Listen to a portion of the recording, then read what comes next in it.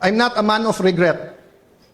Just like Mayor Isko, we face troubles every day, see where God brings us, and try to do our best. Di ba, Mayor? Ganun yung buhay eh. But there's only one thing looking back that I regret, that I had to resign to run for Congress and to run for Speaker before signing the joint exploration between the Philippines and China. No, weeks lang sana inabot ko yung signing.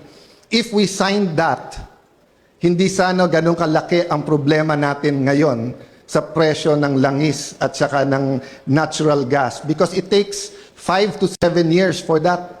We could have signed it in 2018. Perception. Everyone against it and against China was saying it's not a fair deal. China was willing to give us a deal better than Malampaya and Shell. They were willing to give us that deal. But because of all the noise and perception rather than reality, we were not able to do that.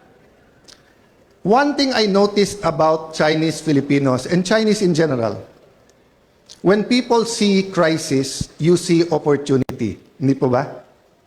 In every opportunity, baka may business opportunity dyan. In every crisis. Sabi nga nung iba, never let a good crisis go to waste.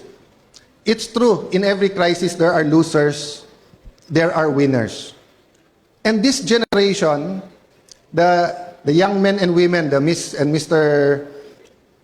Chinatown, no? I guess they're between 20 to 25 years old. I saw them a while ago. Can you imagine 5 crises in 10 years? During Duterte's time, it depends on what side you were on. If you were pro-Duterte, you would say it's a crisis, it's a narco-politics crisis. We had a problem with drugs. If you're on the other side, you'd say it's a human rights crisis, ang daming extrajudicial killing. If you're somewhat in the middle, pareho.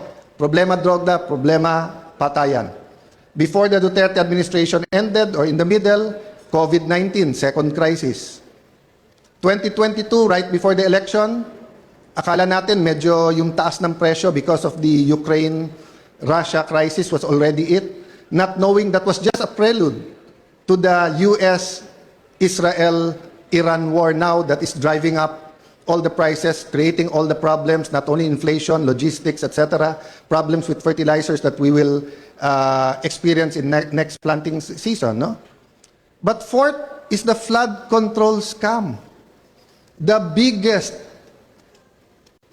corruption scandal in the Philippines ever. If we handle it correctly, we can eliminate corruption in the country.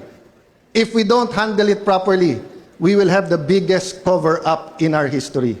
Number 5, not more of a crisis, but a potential crisis, AI. AI will change everything. So can you imagine in 10 years, 2016 to 2026, our young people, your children, have faced this. So in one sense, bugbog sila. On the other sense, they're probably more prepared for the future than we are. So today, as we celebrate 128 years of independence, and as I fight for the independence of the Senate, we also celebrate our friendship with China. Just like the Filipino-Chinese, marami kayong struggle sa kalye. You are not where you are today because you did not struggle. You are here today with such a big event, with the top leaders of our country from different fields, because you struggled with us, for us. Maybe we can do the same between the countries of the Philippines and China. With the economic crisis that is here and will get worse, who will help each other? Neighbors. Neighbors.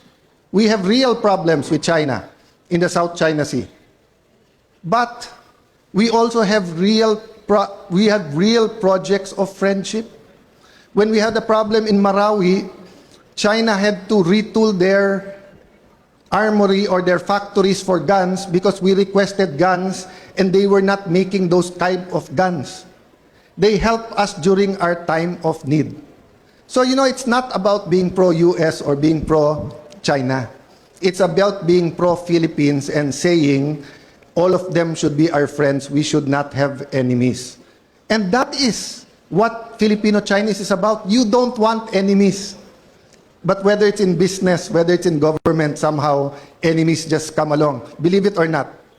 I'm more diplomatic, but somehow trouble finds me. But I'd rather be nowhere tonight but then celebrating with you because through your achievements, each and every table here, I see there is much hope. So again, thank you for this opportunity. Mabuhay ang Filipino-Chinese, mabuhay ang relationship ng ating mahal na bansang Pilipinas and China. Thank